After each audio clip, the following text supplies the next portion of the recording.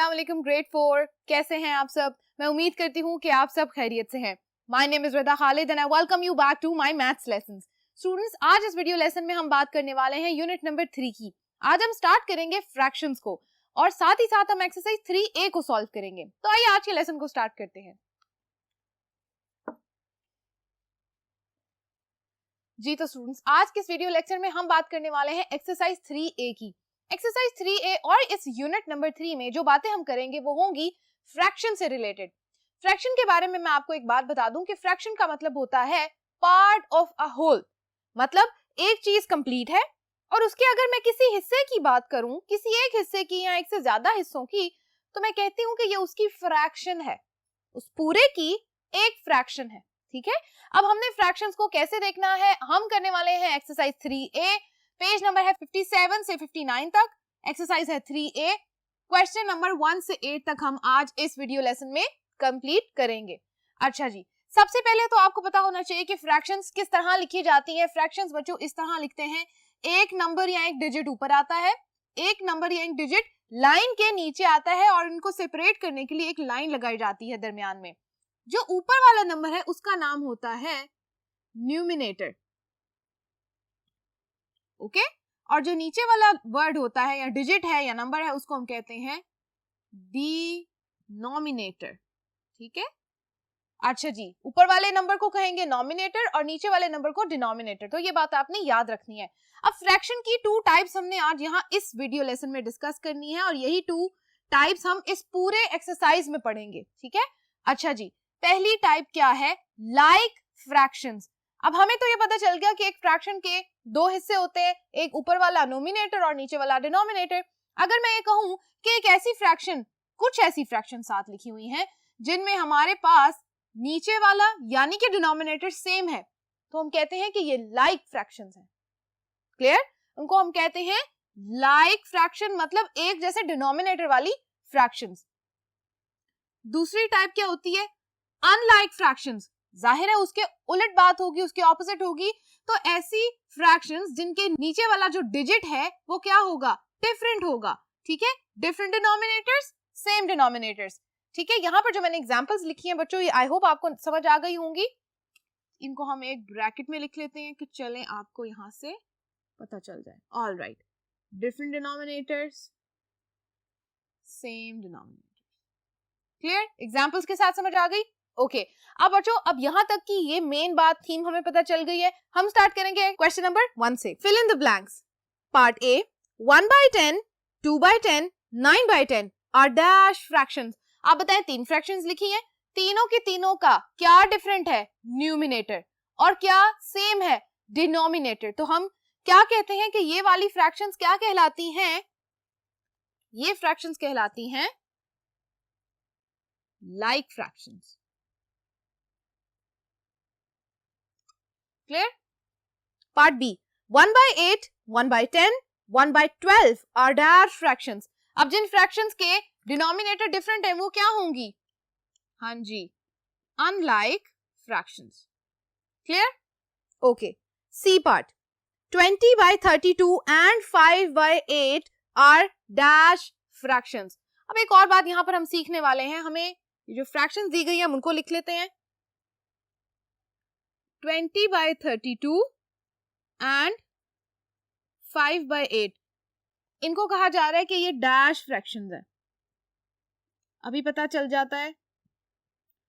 हम फ्रैक्शंस को ऊपर नीचे लिख के इनको आपस में कट या सिंप्लीफाई कर सकते हैं।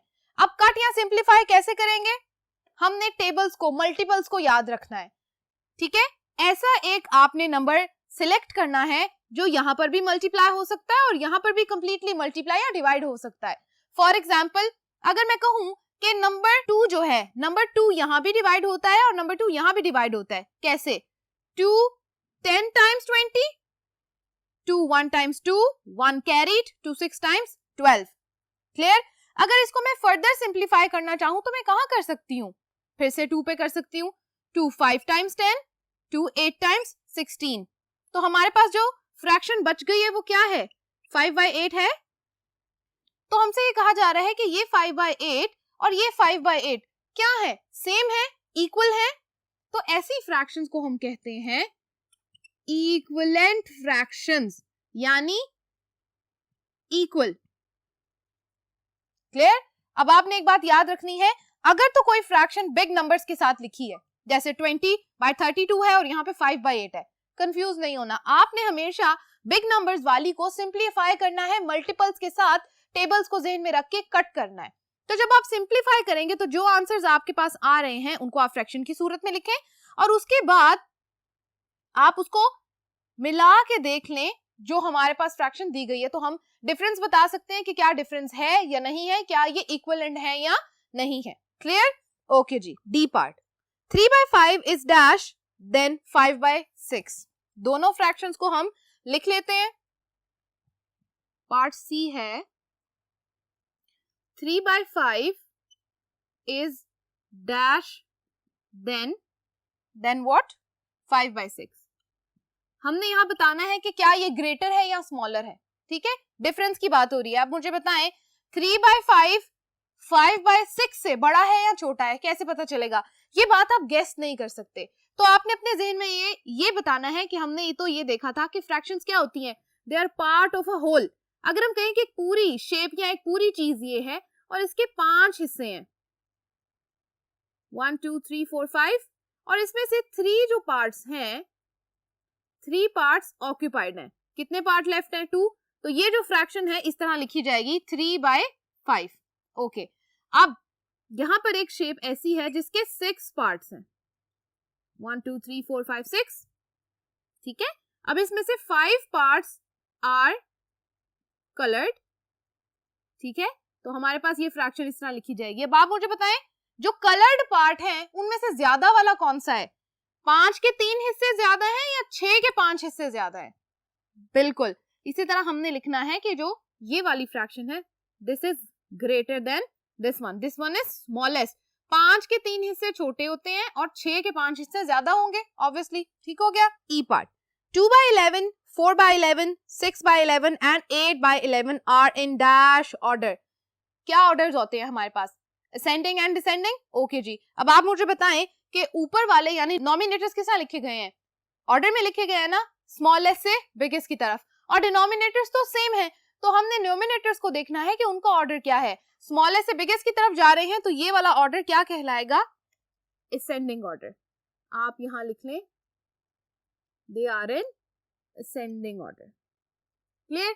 यहां तक फर्स्ट पार्ट कंप्लीट हो गया। All right.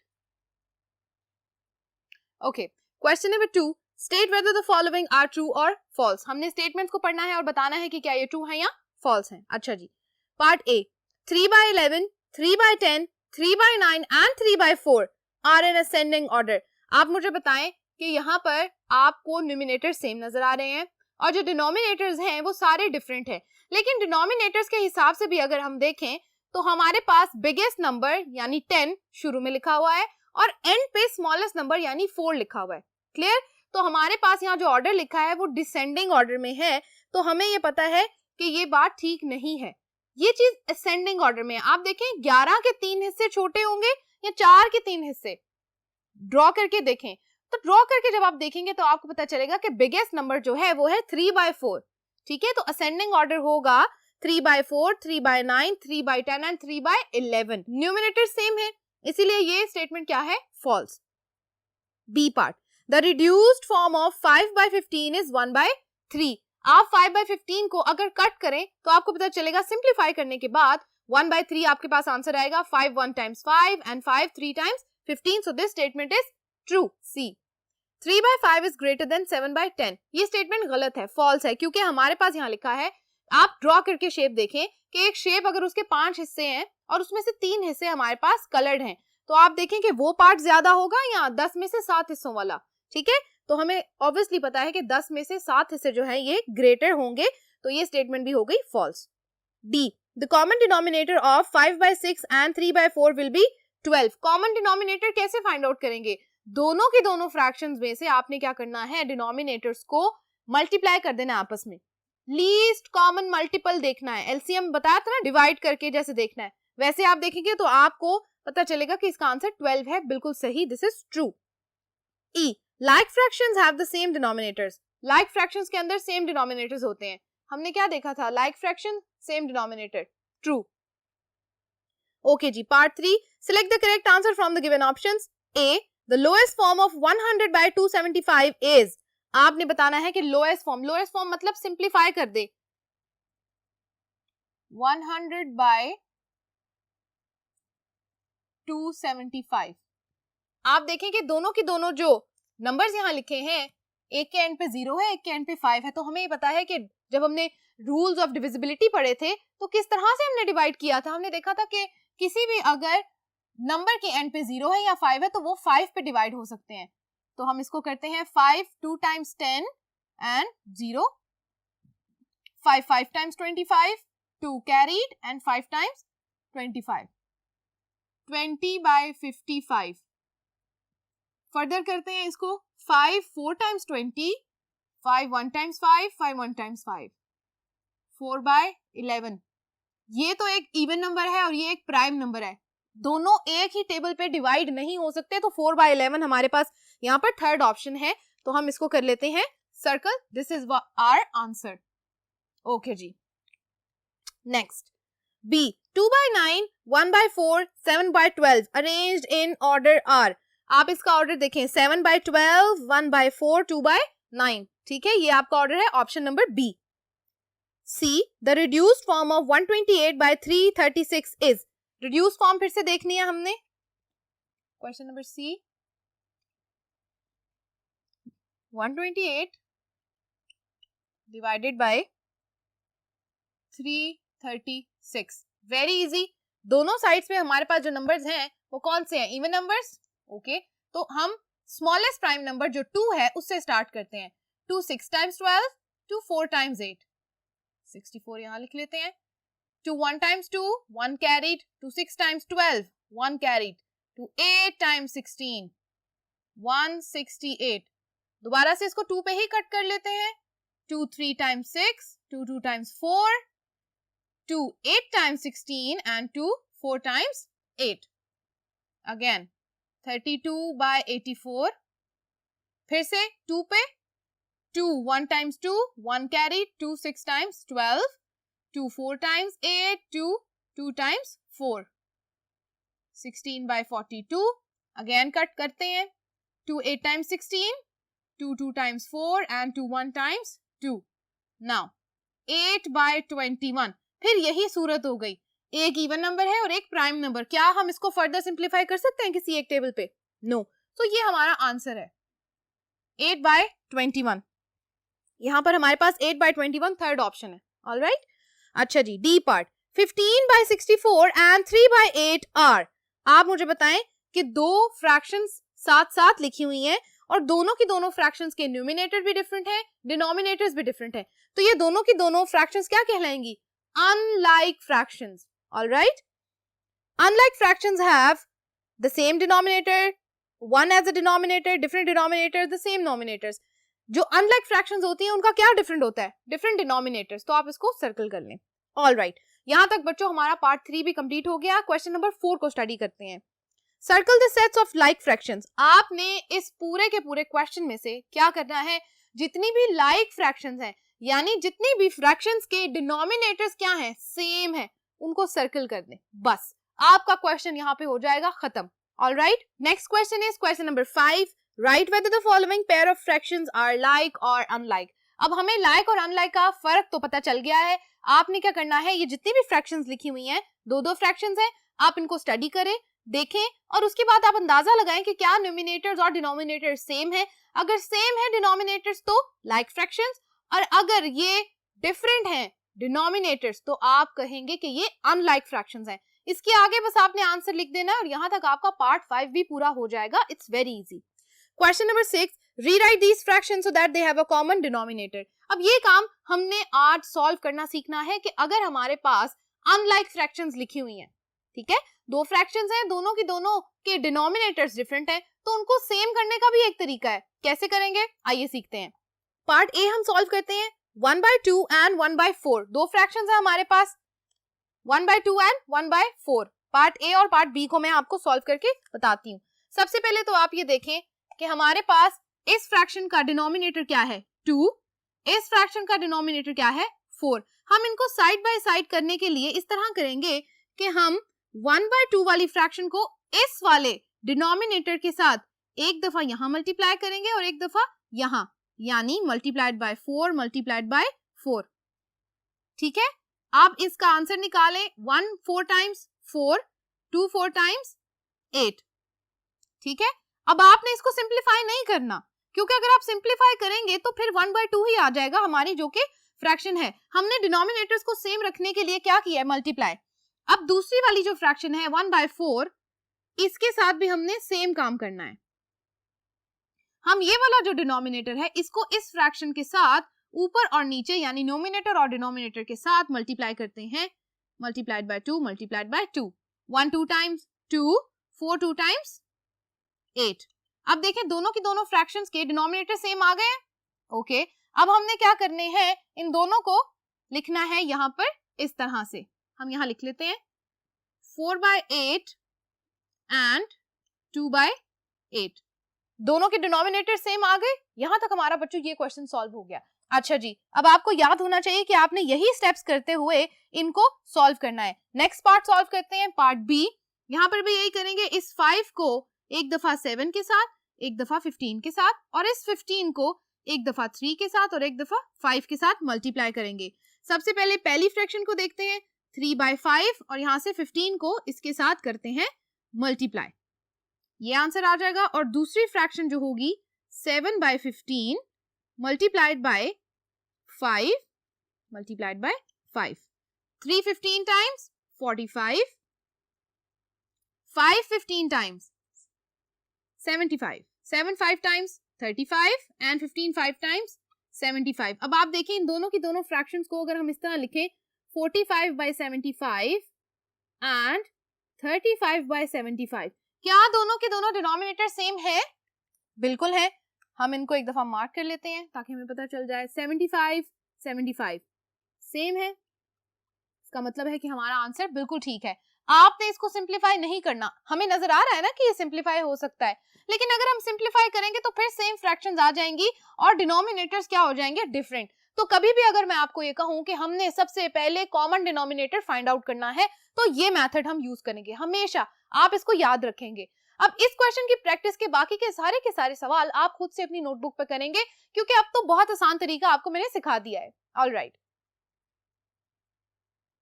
ओके जी, पार्ट नंबर 7 अब सॉल्व करते हैं। Rewrite the following fractions so they have a common denominator. Same काम करना है अब की दफा भी। Then fill the correct symbol greater than और लेस देन। अब यहाँ पर हमारे पास काम तो बिल्कुल सेम है, लेकिन उसके बाद जो हमारे पास आंसर आएगा उस आंसर से हम अंदाजा लगाएंगे और ये देख के बताएंगे कि दोनों की दोनों फ्रैक्शंस में से बिगर फ्रैक्शन कौन सी है, स्मॉलर फ्रैक्शन कौन सी है। बिगर और स्मॉलर को देखने के बाद हमने साइन लगाना है ग्रेटर देन और स्मॉलर देन का। सबसे पहले हम इसको सॉल्व करते हैं, उसी तरह method will be the same. 2/7 multiplied by 10 multiplied by 10, 2 10 times 20, 7 10 times 70। ठीक है, अच्छा जी, second part 3/10 multiplied by 7 multiplied by 7, 3 7 times 21 and 7 10 times 70। ये वाला 70 और ये वाला 70 एक जैसा आ गया। ओके जी, नेक्स्ट पार्ट अब हम लिखते हैं यहाँ पे 20/70 और 21/70। यहाँ पर आप मुझे यहाँ ये बताएंगे कि कौन सी फ्रैक्शन आपको बिगर लग रही है। आप देखें डिनोमिनेटर्स तो सेम है, यानी ये लाइक फ्रैक्शंस बन गई हैं। ठीक है, अब लाइक फ्रैक्शन में से कौन सा पार्ट ज्यादा होगा, 70 में से 21 ज्यादा होंगे या 70 में से 20 ज्यादा होंगे। इसको इस तरह से आप देख लें, अगर डिनोमिनेटर्स सेम है तो एक ही चीज के दो पार्ट्स हैं, 20 पार्ट या 20 पार्ट ज्यादा है या 21 पार्ट्स। ऑब्वियसली 21 पार्ट तो हमारे पास ये साइन आएगा, बिगर पार्ट की तरफ हम ओपन फेस रखेंगे और स्मॉलर फेस आएगा स्मॉलर पार्ट की तरफ। तो सेम हमने वैल्यू यहाँ पुट करनी है, सेम साइन यहाँ सेम सिंबल लगाना है, जिसका मतलब है greater than. 3/10 is greater than 2/7। Clear? Okay जी, इसी तरह हमने नेक्स्ट पार्ट को सॉल्व करना है। पार्ट ई मैं यहाँ सॉल्व करके आपको बता रही हूँ। 7/10 मल्टीप्लाइड बाय 15 मल्टीप्लाइड बाय 15। इसी तरह से next part 8/15 multiplied by 10 multiplied by 10। Okay जी, 7 15 टाइम्स, 15 को 7 के साथ मल्टीप्लाई करते हैं, 7 5 times 35, 7 1 times 7 and 3 105, 105 divided by 150 और यहाँ पर 8 10 times 80 divided by 150, same denominators, 105 by 150, 80 divided by 150।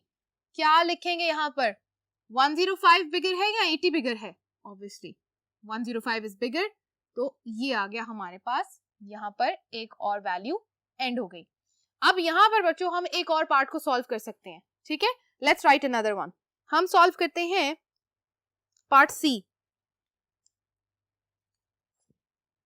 Part C है 4/5 3/8। ओके जी, लेट्स सॉल्व दिस। हम सबसे पहले इसी तरह से 4/5 वाली फ्रैक्शन के साथ 8 को मल्टीप्लाई कर देते हैं both side. 4 8 times 32, 5 8 times 40। Next fraction 3/8 multiplied by 5 multiplied by 5, 8 5 times 40, 3 5 times 15, same fractions आ गई। 32/40, 15/40। हाँ जी, अब बताएं which one is bigger, which one is smaller? Exactly, this one is bigger, this one is smaller। तो यहाँ पर ऐसा symbol आएगा, greater than वाला। क्लियर? इसी तरह बच्चों इस पार्ट के बाकी के सारे सम्स आप खुद से सॉल्व करेंगे। Alright students, so next part हमने करना है, that is question number 8। Right the following fractions in ascending order. अब हमें कैसे पता चलेगा कि फ्रैक्शंस असेंडिंग ऑर्डर में लिखी हुई हैं? जब देखें सारी की सारी अनलाइक फ्रैक्शंस हैं, सबके डिनोमिनेटर्स डिफरेंट हैं, मतलब सब डिफरेंट शेप्स के हो सकते हैं। आप अपने जहन में शेप्स को रखें, ठीक है?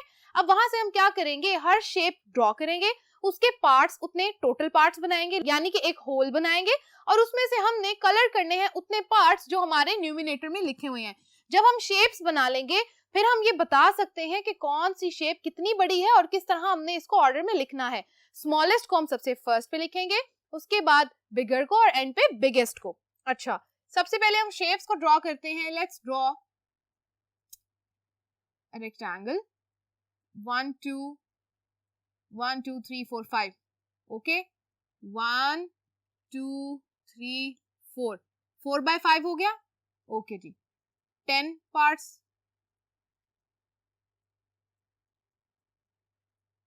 1 2 3 4 5 6 7 8 9 10। 1 2 3 4 5 6 7। नाउ 20 पार्ट्स बनाने हैं। 1 2 3 4 5 6 7 8 9। 1 2 3 4 5 6 7 8 9 10 11 12 13 14 15 16 17 18 19 and 20। 1 2 3 4 5 6 7 8 9 पार्ट्स करने हैं। अब आप देखें कौन सी शेप आपको ऐसी लग रही है जिसमें सबसे ज्यादा नंबर ऑफ कलर्स हैं। 9/20, 9/20 हमारी क्या है? स्मॉलेस्ट। हम लिख लें यहाँ पे। ओके जी, उसके बाद कौन सी फ्रैक्शन आएगी? 7/10, यहाँ पर उससे कम है 7/10। एंड लास्ट पे क्या आएगी? 4/5, क्योंकि यहाँ पे नंबर ऑफ कलर पार्ट्स कितने हैं? मैक्सिमम, सबसे ज्यादा, हाईएस्ट, हम इसको कहते हैं बिगेस्ट। ऑलराइट, इसी तरह बच्चों आप चाहे तो शेप्स ना भी ड्रॉ करें, लेकिन अपने जहन में ये कॉन्सेप्ट बिठा लें कि जब आपको ये लगे कि ये फ्रैक्शन का नंबर सबसे बड़ा है, फॉर एग्जांपल 9/20 है, इसका मतलब है कि ये सबसे छोटा पार्ट है। 20 में से सिर्फ 9 हिस्से चाहिए, थोड़ा है ना, तो उसको हम स्मॉलेस्ट में ले आएंगे। इसी तरह हमें जब ज्यादा से ज्यादा न्यूमिनेटर बड़ा होगा, यानी होल की वैल्यू के करीब होगा, जैसे 4/5, तो इसको हम कंसिडर करते हैं कि ज्यादा से ज्यादा पार्ट कलर्ड है, ऑक्यूपाइड है, ठीक है? इसको हम कहेंगे बिगेस्ट पार्ट। इसी तरह बच्चों आपने असेंडिंग ऑर्डर और डिसेंडिंग ऑर्डर दोनों को सीखना है और ये क्वेश्चन आप अपनी नोटबुक पे या बुक पे इसी तरह सॉल्व कर लें। यहाँ तक बच्चों एक्सरसाइज 3 ये खत्म होती है। आज हमने मिलके 3 बातें सीखी, like fractions, unlike fractions and equivalent fractions. Equivalent fractions कैसे बनाते हैं हम सिंप्लीफाई करते हैं। ठीक है बच्चों, यहाँ तक आज का लेसन खत्म होता है। मुझे आपको पढ़ाने में बहुत मजा आया। अब हम मिलेंगे अगले वीडियो लेसन में जहां हम करने जा रहे हैं एक्सरसाइज 3B। अपना बहुत सारा ख्याल रखिएगा। अल्लाह हाफिज।